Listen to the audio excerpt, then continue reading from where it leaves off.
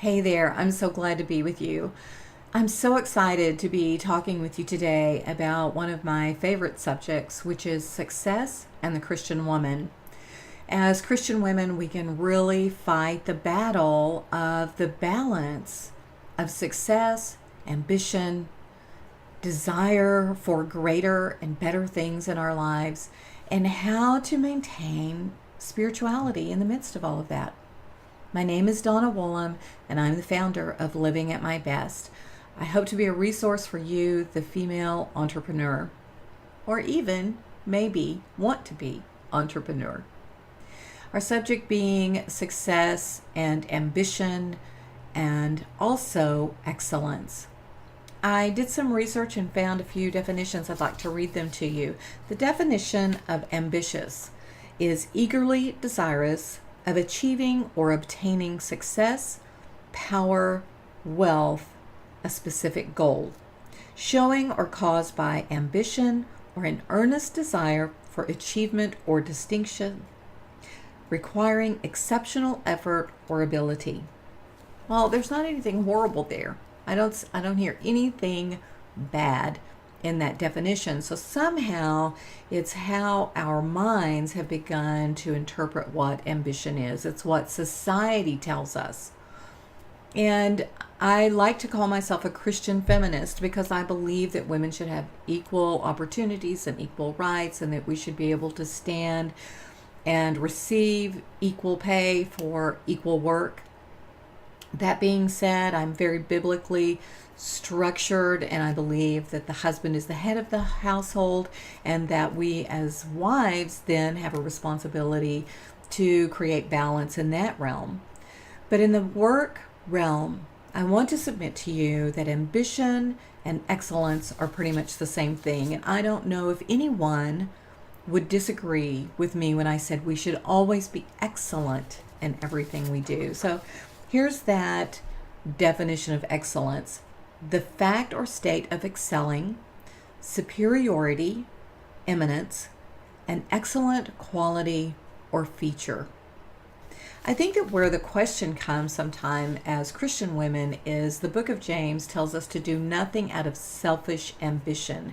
And we pretty much just get rid of that little word in there, selfish, and say do nothing out of ambition, which is absolutely not what the Bible would tell us at all.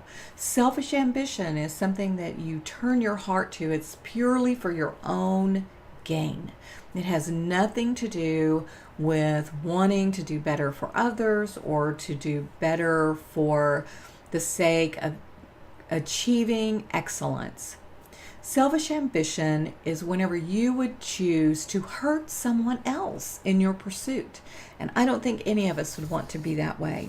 But whenever it says in Colossians 3:23 and 24, work willingly at whatever you do, as though you were working for the Lord rather than for people. Remember that the Lord will give you an inheritance as your reward, and that the master you serve is Christ. There is a place of excellence that we should achieve to, and I believe that you cannot achieve real excellence unless you have a desire or an ambition to be excellent. I don't think there are any of us who would want to have the worst doctor. We say that all the time. Oh, he's the worst doctor. But who wants to have the doctor that's in the lower third of their graduating class? Or who wants to go and have their hair done by the woman who barely attended any classes, in fact, only did just enough in order to get by? Hey, listen, I've had some of those haircuts and hairstyles, and you've wondered, how did they ever get a license? Well, no one that we work with wants to think that we're just phoning in our service to them. No one wants to think that we are just doing enough to get by. In fact, there is a responsibility in us as Christian women to be excellent. To be excellent. Our desire should always be to perform to the best of our capabilities. Now, that doesn't mean perfection. It just means we do our best. And it is better to do something, even if it's not your best, instead of doing nothing at all.